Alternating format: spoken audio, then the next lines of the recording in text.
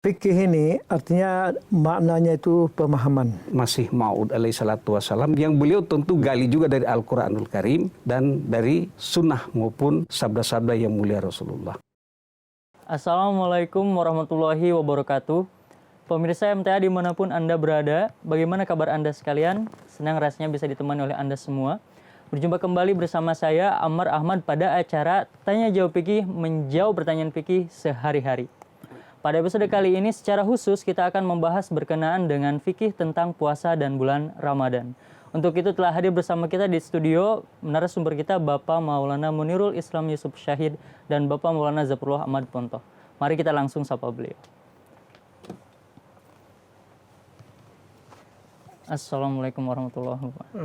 Waalaikumsalam. Bagaimana kabarnya Bapak? Alhamdulillah. Baik, pada episode kali ini secara khusus kita akan membahas berkenaan dengan fikih-fikih yang terkait dengan puasa dan bulan Ramadan. Seperti pada episode sebelumnya, pertanyaan akan ditampilkan di layar, Pak. Mari kita langsung bahas pertanyaan yang pertama. Baik, pertanyaan yang pertama saya sampaikan ke Bapak Munir. Berdasarkan Al-Quran dan hadis, apa sih Pak keutamaan dan manfaat dari bulan suci Ramadan? Ya. Di dalam Al-Quran, mulai dari ayat 183 di dalam surah Al-Baqarah, di situ dalam beberapa ayat itu dijelaskan berbagai tingkatan manfaat dan keutamaan. Salah satu di antaranya yaitu la'allakum tattaqun. Nah, supaya bertakwa, supaya kita mendapatkan jalan, hidayah dan petunjuk, menambah ilmu. Lalu ada satu lagi keutamaannya itu adalah menanamkan kesadaran kita ya bahwa hidup ini harus diisi dengan ibadah. Tiada lain adalah untuk mendapatkan hasil yaitu mengadakan pendekatan atau qurb dengan Allah Subhanahu wa taala. Dan yang keduanya adalah adanya suatu rasa simpati dan empati terhadap sesama manusia. Jadi ibadah ini sendiri sangat indah sebagaimana difardukan kepada agama-agama yang terdahulu, begitu juga disempurnakan di dalam agama Islam. Artinya tadi sebagaimana yang Bapak sampaikan, keutamaan daripada puasa di bulan Ramadan adalah sesuai dengan surah Al-Baqarah ayat 183. Ya. Ya ayyuhalladzina amanu kutiba alaikumusiyam kama kutiba alal ladzina min qablikum la'allakum tattaqun. Betul. Dan poin utamanya adalah la'allakum tattaqun, supaya kita bertakwa ya Pak. Ya. Baik, kemudian Pak berdasarkan hadis Hazrat Rasulullah SAW, apa sih Pak keutamaan daripada puasa ini Pak? Keutamaan daripada puasa itu kalau kita lihat definisinya itu ya, artinya menahan diri. Nah, menahan diri itu dari segala kita dalam keseharian itu bebas ya. Tetapi ketika turun syariat, perintah dan larangan, nah disitulah kita harus bisa mengintrospeksi mana yang boleh kita lakukan, mana yang harus kita lakukan dan mana yang tidak boleh kita lakukan. Jadi itu adalah untuk self controlling. Makanya Rasulullah SAW mengatakan difardukan ibadah puasa atas kamu dan aku mensunahkannya. Jadi yang terbaik jalan untuk mencapai keberhasilan dalam ibadah itu adalah mengikuti contoh-contoh yang diberikan oleh Rasulullah. Kemudian Pak sangat menarik ada pertanyaan berkenaan dengan hadis qudsi. Jadi Allah Ta'ala menyampaikan bahwa ibadah puasa itu, ibadah-ibadah yang lain semuanya untuk kemanfaatan diri pribadi si pengamal sendiri. Tapi ibadah puasa aku sendiri yang jadi ganjaran. Maksudnya apa itu Pak kok? Jadi di sini ada kekhususan. Dikarenakan Allah Subhanahu wa taala sangat mencintai, menyukai dan sangat memperhatikan orang-orang yang berpuasa. Karena dasarnya adalah tulus, ikhlas dan yakin di sana. Nah, manakala dia berkorban ya, kesenangannya dan kesusahannya itu untuk Allah Subhanahu wa taala, padahal sehari-hari setiap waktu dihalalkan, namun demi untuk mencari ridha Allah Subhanahu wa taala itu dia mengorbankan segala kehendak dan keinginannya itu menarik ridha Allah Subhanahu wa taala. Oleh karena itulah nafasnya, bau mulutnya dan sebagainya itu seperti lebih harum daripada kasturi, ya, yang itu yang diceritakan oleh Rasulullah SAW. Dengan demikian karena kita mengorbankan hak-hak kita tadi untuk makan, minum, Sekarang kita tahan demi meraih ridha Allah Ta'ala, sehingga Allah sendiri menjadi Ya, ganjaran betul. bagi kita yang berpuasa. Iya. Nah, baik Pak, jazakumullah khairan jazaa Pak. Baik, kita akan beralih kepada pertanyaan yang kedua. Untuk Bapak Ponto, Pak, menurut syariat hingga batas mana kewajiban berpuasa ditekankan? Sebab sebagian orang meninggalkan amalan puasa. Biasanya kan sebagian orang malas-malasan, apalagi yang masih muda kan, masih labil. Nah, bagaimana syariat menekankan ibadah puasa ini? Ya, di dalam Al-Quranul Karim, ya, dalam surah Al-Baqarah tadi sudah disebutkan oleh Pak Munir tadi dan juga oleh pembawa acara, itu bahwa kewajiban berpuasa itu bagi orang-orang yang memang sudah memenuhi, ya, syarat untuk berpuasa. Nah, syarat berpuasa yaitu jika dia sudah mencapai umur yang diperbolehkan atau diwajibkan berpuasa. Nah, anak-anak yang belum mencapai umur yang wajib puasa, mereka itu hanya diizinkan untuk berlatih. Tetapi mereka yang sudah mencapai umur dewasa berpuasa, karena dewasa ini ada macam-macam ya. Ada dewasa untuk sholat, berbeda dengan dewasa bagi orang yang berpuasa. Hadrat Muslih Mau'ud radhiyallahu ta'ala anhu menetapkan bahwa kalau orang itu sehat, ya, badannya sehat, ya, jasmaninya sehat, kemudian dia memiliki badan yang tubuh yang kuat, ya, maka mulai umur 15 tahun itu dia mulai dilatih. Artinya latihan itu kalau kita baca di dalam penjelasan beliau, itu latihan pun belum bisa 1 bulan. Beliau radhiyallahu ta'ala anhu sendiri itu mulai dilatih 1 hari penuh itu umur 18 tahun. Dilatih dalam untuk satu bulan penuh. Ya. Maksudnya 1 hari penuh. Kan ada latihannya, misalnya anak-anak kecil kan dilatih misalnya sahur, ya. Kemudian waktu sarapan pagi mereka buka puasa, ya kan? Bagi mereka udah buka puasa itu. Nanti puasa lagi, ya kan? Siang buka puasa lagi, kan gitu. Sampai nanti sore seperti itu. Jadi antara-antaranya yang biasa mereka makan cemilan untuk sementara dihentikan. Mereka mulai dilatih seperti itu. Ada tahapan pelatihan. Nah, tapi kalau sudah umur 15 tahun dan sehat, mulai dicoba dia melatih lebih, bisa sampai 1 hari kalau seandainya dia sudah mampu untuk itu. Nah, berbeda dengan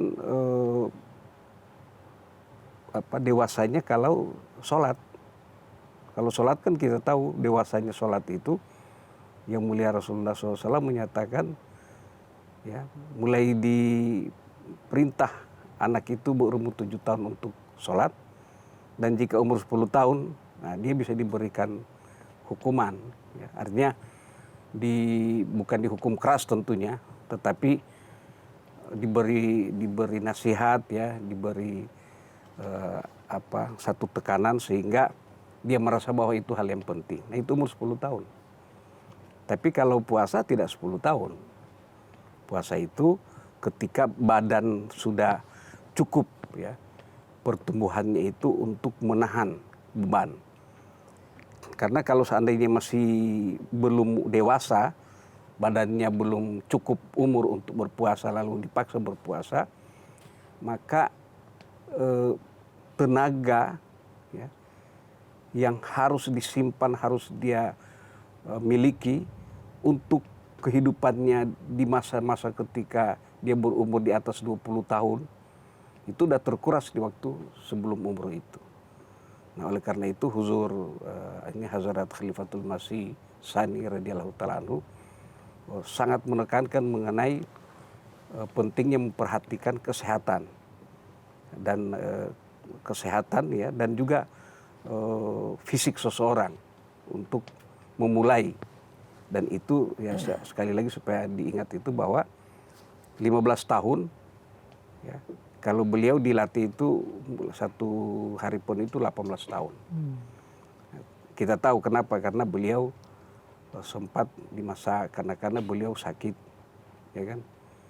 Nah, jadi pertumbuhan itu tentu sangat diperhatikan oleh Hadrat Masih Maud alaihi salatu wassalam. Tapi kalau sehat dari awal, 15 tahun sudah mulai dilatih untuk berpuasa sehari penuh. Artinya memang kurang tepat kalau pada saat muda sudah dipaksakan oleh orang tua supaya berpuasa. Kadang-kadang bahkan di antara saudara-saudara kita, Gir Ahmad itu pada saat masih 12 tahun, mereka berpuasa sekian hari itu dibanggakan oleh orang tuanya dengan paksaan. Bahkan dikasih hadiah bila sampai 1 bulan penuh. Berarti kurang tepat. Ya, yaitu orang tidak memperhatikan ya mengenai tenaga yang harus dimiliki oleh anak-anak ini dalam masa pertumbuhan yang akan berefek pada masa mereka dewasa nanti.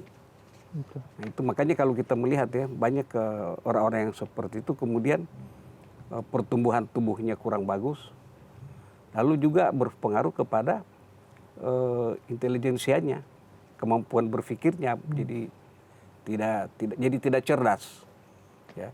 Ada memang kita tahu ada beberapa anak ya itu tentu satu pengecualian, tapi yang paling bagus itu memang memberikan kesempatan pada anak tumbuh, dan setelah mencapai kemampuan ya, kekuatan fisik yang cukup, barulah dia dilatih untuk berpuasa. Artinya selama masa pertumbuhan biarkanlah anak-anak untuk menikmati masa-masa memang untuk menikmati gizi-gizi yang dia butuhkan. Ya, untuk masa depan. Dan demi masa depannya. Baik, kita beralih kepada pertanyaan berikutnya. Baik, untuk Bapak Munir, Pak. Bagaimana sunnah Hazrat Rasulullah SAW selama Ramadan? Bagaimana beliau menyambut bulan Ramadan? Bagaimana sunnah Rasulullah SAW dalam sahur dan buka puasa? Artinya pada saat bulan Ramadan amalan-amalan beliau itu seperti apa? Bagaimana beliau menyambut dan melaksanakan ibadah-ibadah beliau, ibadah nafalnya? Gimana cara beliau sahur, berpuasa, dan kapan beliau mulai berpuasa hingga kapan beliau buka puasa? Ya. Jadi begini, Rasulullah SAW bersabda bahwa Ramadan itu terdiri dari 3 bagian. Sepertiga 10-nya itu adalah berkat, kemudian rahmat dan ampunan. Jadi sesuai dengan ritme itu, beliau lebih luar biasa daripada keseharian.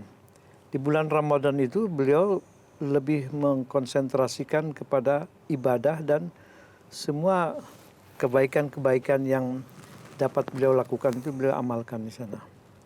Nah, kemudian bagaimana menyambut itu? Jadi katanya ketika datang bulan suci Ramadan itu maka surga didekatkan dan neraka dijauhkan dan setan-setan dibelenggu. Nah, itu suatu kasah pemandangan bahwa Allah Ta'ala telah membuka kesempatan ibadah itu begitu sangat luar biasanya. Jadi ibadah-ibadah yang dilakukan selama dalam bulan suci Ramadan itu pahalanya itu akan dilipat gandakan oleh Allah SWT. Bahkan ada satu kebahagiaan yang disampaikan oleh Rasulullah SAW bahwa Allah Ta'ala akan mengampuni ya dosa-dosa selama kita ini di dalam bulan suci Ramadan, seakan-akan kita kembali kepada fitrah. Nah, ini adalah suatu anugerah yang sangat luar biasa. Bukan hanya sekedar janji, rupanya ini memang suatu bulan ujian, bulan yang penuh berkat dan ampunan. Jadi di saat itulah kalau kita secara optimal ya melaksanakan itu, memang suatu kesempatan yang diberikan oleh Allah SWT bagi umat Islam ini di dalam bulan suci Ramadan. Di dalam Ramadan ada tersirat di situ adalah turmidul jasada. Jadi dengan melalui ibadah ini ada menimbulkan suatu rambatan, suatu kecintaan yang makin meningkat kepada Allah SWT.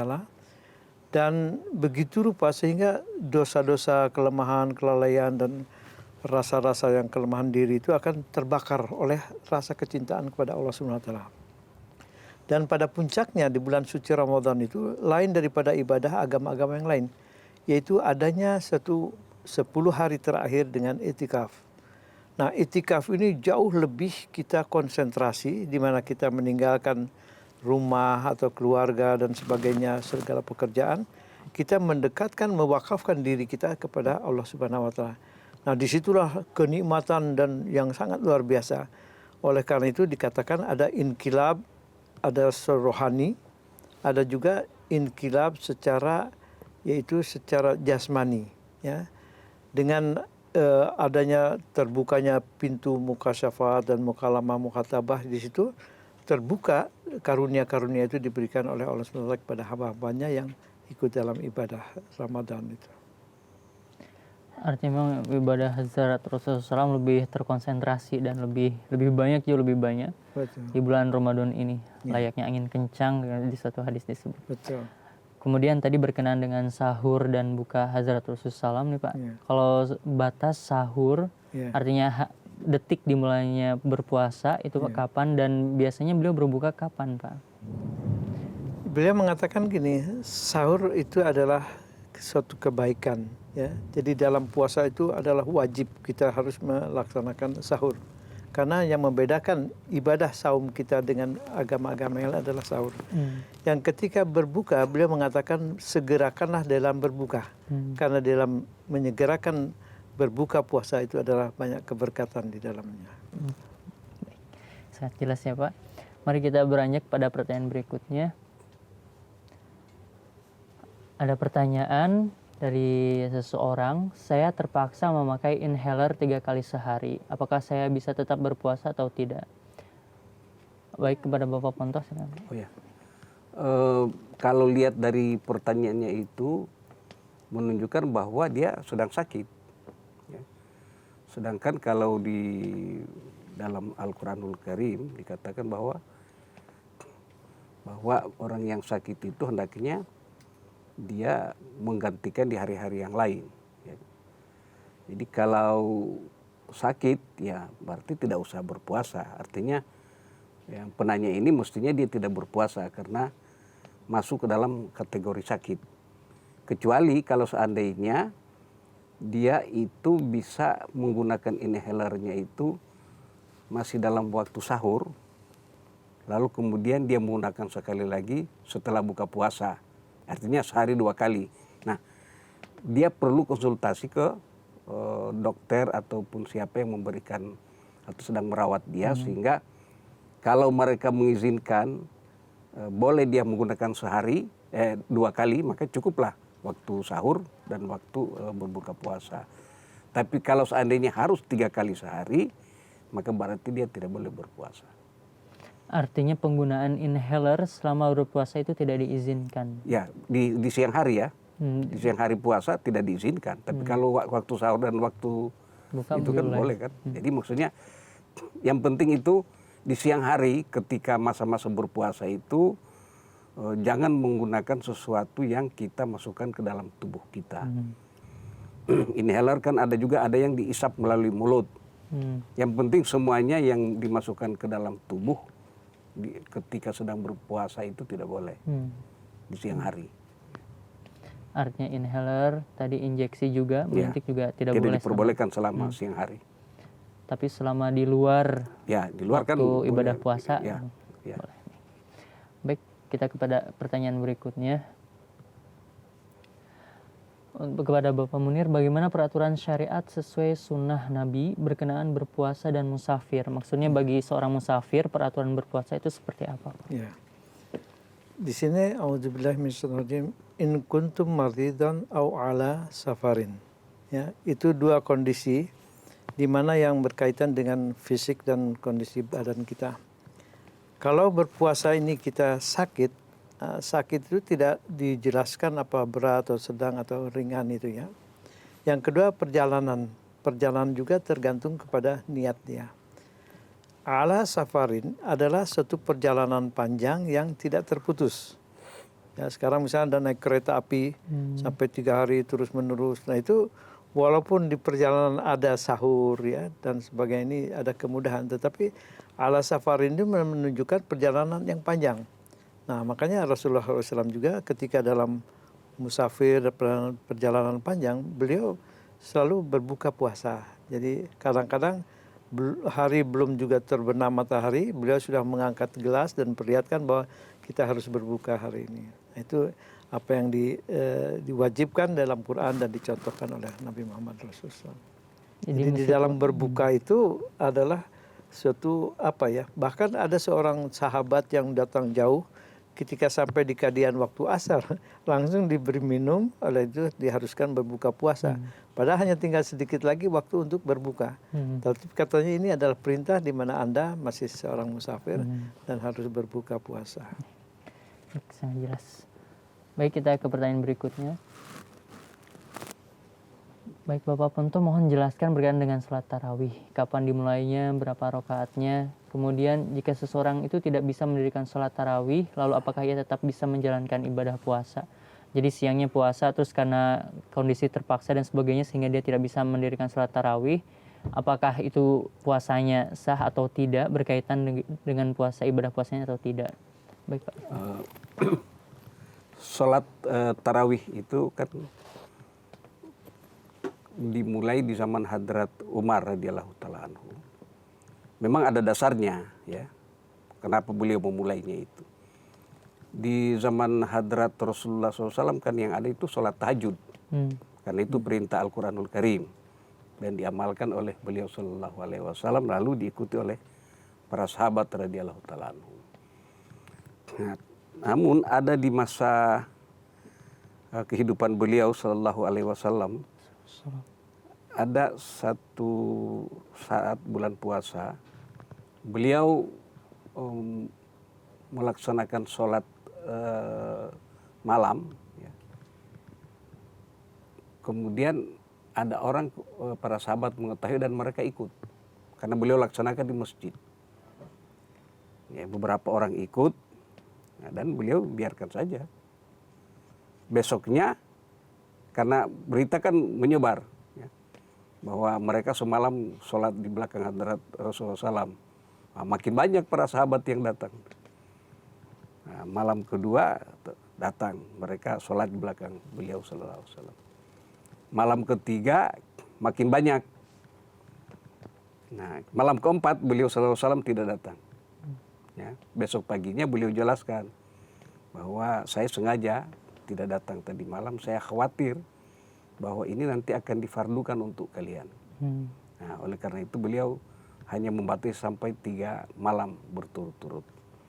Nah, atas dasar ini ya, Hadrat Umar radhiyallahu taala anhu ketika di zaman khilafat beliau melihat bahwa orang-orang Islam ini karena ada yang keletihan ya, ada juga karena ya, bekerja ya, dan banyak kesibukan lain ya, sudah ada pengaruh-pengaruh yang lain sehingga mereka itu ada yang artinya terlambat untuk sholat tahajud ya, ada yang tertinggal sholat tahajud, ada juga yang sholat tahajud dan juga berpencar-pencar di dalam masjid. Nah, akhirnya beliau mengundang atau mengusulkan ya, mengajak supaya sholat itu dipercepat setelah sholat Isya. Ya, sholat malam ya, sholatul lail itu dilakukan setelah sholat Isya dan dilakukan 8 rakaat ya, selain witir. Nah, jadi itulah yang kemudian sejak saat itu mulai dilaksanakannya sholat tarawih dan itu bukan berarti menghilangkan kewajiban sholat tahajud. Kan sholat tahajud tetap. Karena sholat yang tarawih ini adalah suatu kemudahan yang diberikan di dalam Islam oleh khalifah pada masanya. Nah, kita menghidupkan itu karena khalifah itu adalah imaduddin. Ya, khalifah itu adalah tiang agama. Oleh karena itu perlu juga kita menghidupkan contoh-contoh baik yang diperlihatkan oleh para khalifah pada masanya. Nah, karena tarawih ini dicontohkan oleh Hadrat Khalifah Umar radhiyallahu ta'ala anhu, maka kita menghidupkan itu, ya, menghidupkan tarawih. Nah, karena tarawih itu bukan sesuatu yang wajib, ya, seperti tahajud. Saya ulang lagi ya, karena tarawih itu tidak seperti tahajud yang wajib. Maka jika ada orang tertinggal ya karena suatu sebab, maka dia tetap puasanya tetap berlaku. Ya, dia boleh berpuasa. Nah, ya, cuma memang sebaiknya kalau dia bisa tahajud lebih bagus. Toh. Tapi puasa itu merupakan kewajiban yang tetapkan oleh Allah Subhanahu Wa Taala dalam Al-Quran, tidak hilang, ya, karena tidak tarawih. Atau juga bisa dibalik bahwa tidak bisa kita katakan tidak sah seseorang berpuasa kalau tidak tarawih. Jadi artinya kalau dia berpuasa lalu kemudian tidak sempat tarawih, ya itu tidak apa-apa. Berupaya lebih bagus. Tapi kalau tidak sempat ya tidak apa-apa. Baik, jazakumullah Bapak Ponto, Bapak Munir atas pemaparan dan jawaban-jawaban Bapak. Insya Allah kita akan berjumpa kembali pada episode selanjutnya ya Bapak. Baik pemirsa MTA dimanapun Anda berada, itulah pembahasan kita berkenaan dengan puasa dan bulan Ramadan. Insya Allah kita akan berjumpa kembali dengan tema fikih yang tidak kalah menarik tentunya. Senantiasa saksikan program-program MTA berbahasa Indonesia lainnya hanya di MTA, terutama menyimak khutbah Jumat Hazrat Khalifatul Masih Al-Hamis Ayyadallahu Ta'ala binasrihil aziz. Kami MTA Studio Indonesia mengucapkan selamat menunaikan ibadah puasa. Saya Amar Ahmad undur diri. Assalamualaikum warahmatullahi wabarakatuh.